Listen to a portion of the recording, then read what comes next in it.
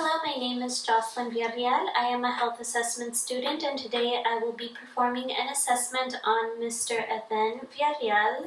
But first and foremost, I would like to make sure to obtain his consent to record his assessment. Is that okay with you? Yes. Thank you. So I make sure to wash my hands before starting my assessment on the patient. He is a 24-year-old Hispanic male. And he currently denies any allergies to food, medications, or any environmental triggers that have caused an allergic reaction in the past. Is that correct? Yes.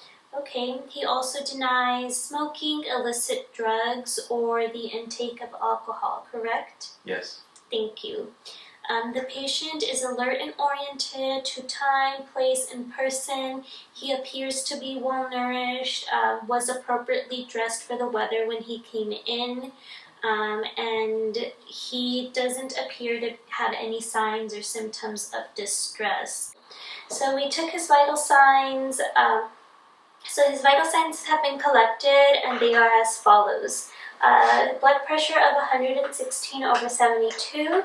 Temperature of 98.6, his pulse was 81, and his respiration rate of 16. And lastly, his oxygenation was at 100% on room air, so all vital signs fell within the normal ranges for an adult, okay?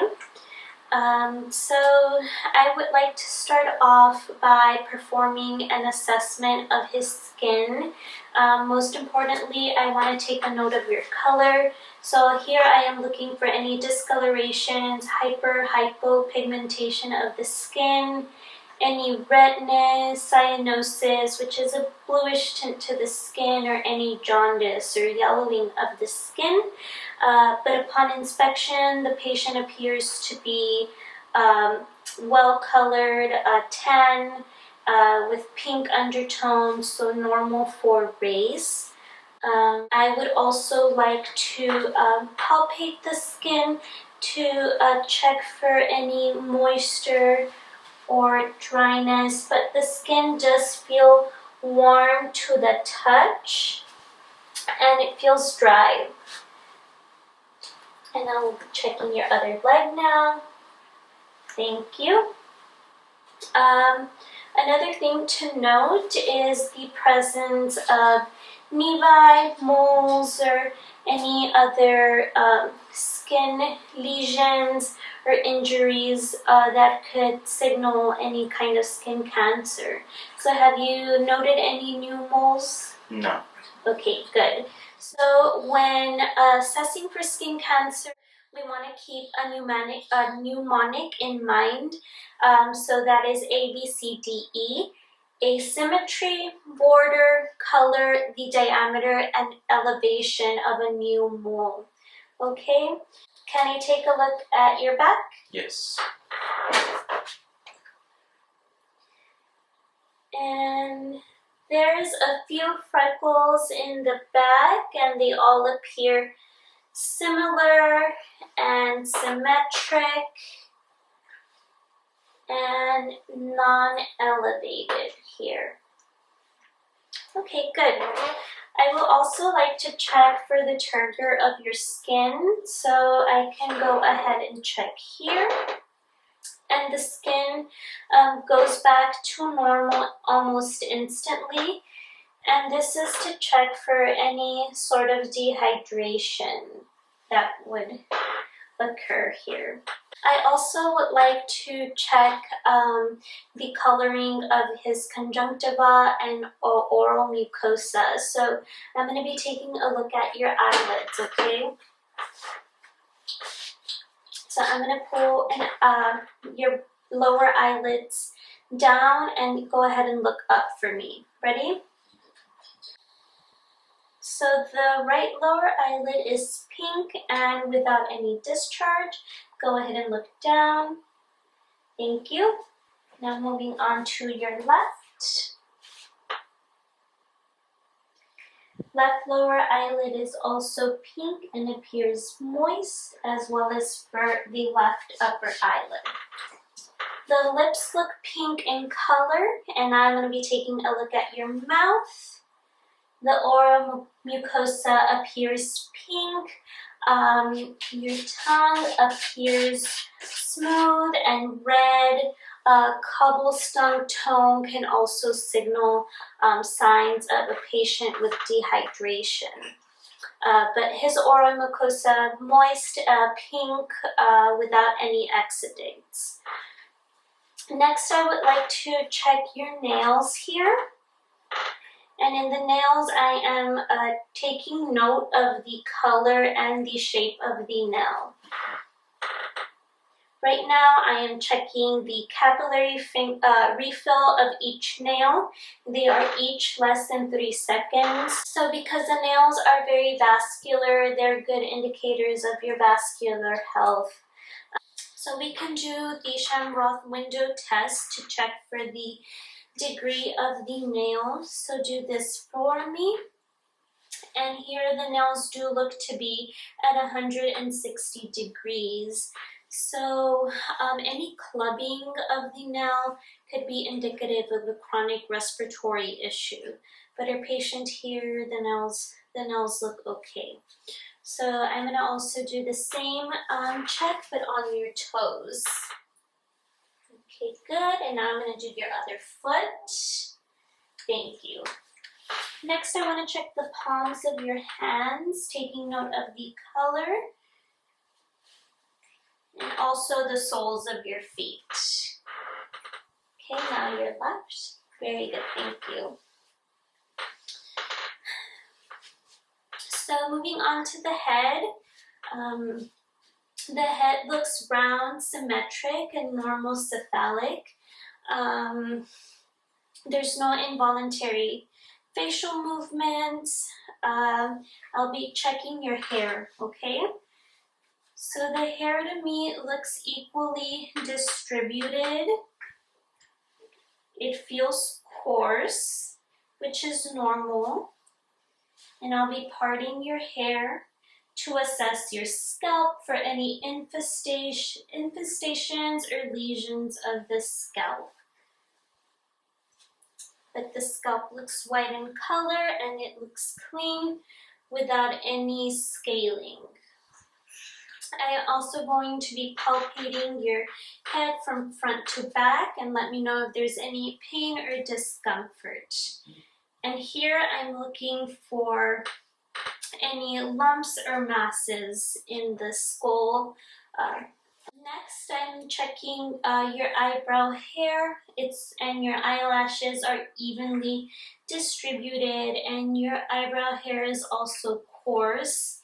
And I can also check the hair here down by your beard. But it looks clean and it's also without any kind of scaling, and the skin underneath looks normal to your color. Okay. Any thinning of the eyebrow or outer third of the eyebrow could be something that patients with hypothyroidism have, but your eyebrow hair looks evenly distributed. Next, I'm going to be palpating your sinuses, and again, if you feel any kind of pressure or pain, just let me know. So can we move your glasses out? Thank you. Any pain? Any pain here? No.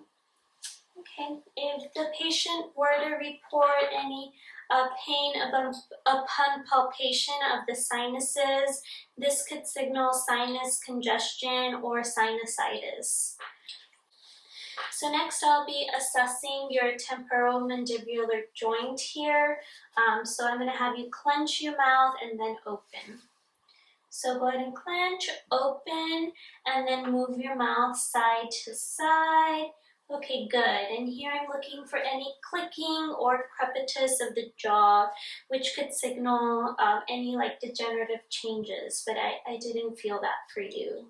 Okay, so I'm going to test the range of motion of the TMJ. So I'm going to have you push down on my hand with your chin here. Look down, push down. Okay, very good. So good strength, good range of motion, 5 out of 5. So any changes or crepitus to the joint can be indicative of degenerative damage to that joint. Next, I want to be palpating your lymph nodes. And for these, I want to know if you're feeling any discomfort or pain while I'm going through your lymph nodes, okay? So starting with your pre-auricular lymph nodes here, any pain? Your post-auricular here, any pain there? No. Your occipital? No. Your post-cervical? No. Your anterior cervical? Your submandibular? No. Your submental? No. And then I'm going to have you pull down your gown, and I'm going to be checking your supraclavicular,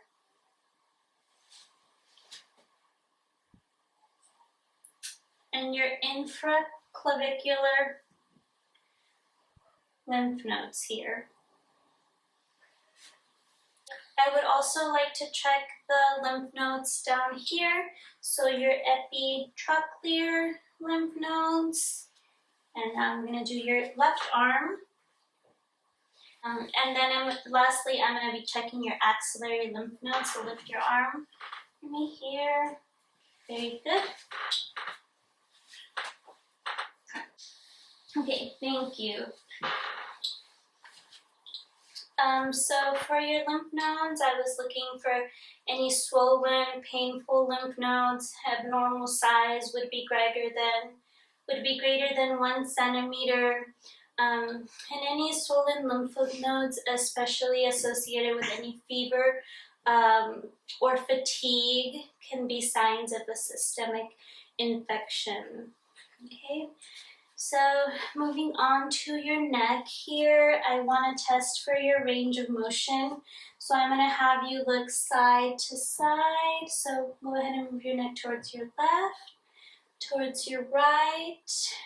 Look up towards the ceiling, and then your chin to your chest. Very good. Lastly, I want you to go from ear to shoulder on your left, and then ear to shoulder on your right. Okay, any discomfort or pain of the neck? So that shows a good range of movement of his neck. I also want to check the back for a Dauerger's hump here, which is apparent in patients with Cushing's or hypothyroidism. Okay, so next I want to be checking your trachea. Make sure it is midline here and symmetric. Very good. And now I'm going to be checking here just above your cricoid cartilage and under your hyaline cartilage here. Okay. Now I'm going to have you look up. I'm going to have you swallow a couple of times. Do you feel like you'll need any water? Okay, so go ahead and look up, swallow, and here I'm checking the thyroid gland, and I'm looking for symmetric movement of the thyroid gland, and it did look symmetric and bilateral movement there. Okay, I'm going to get behind you, and I'm going to have you do the same, but I'm going to be palpating for the movement. So go ahead and swallow. Okay, the movement was symmetric there. Did you feel any pain? No. And I'm also looking for tenderness or fullness of the thyroid gland, which could be indicative of any thyroid disorders. Next, let me take a look at your cervical spine here. And I'm going to be, again, palpating. So let me know if there's any discomfort here at the muscle. The same on the other side. Okay, thank you.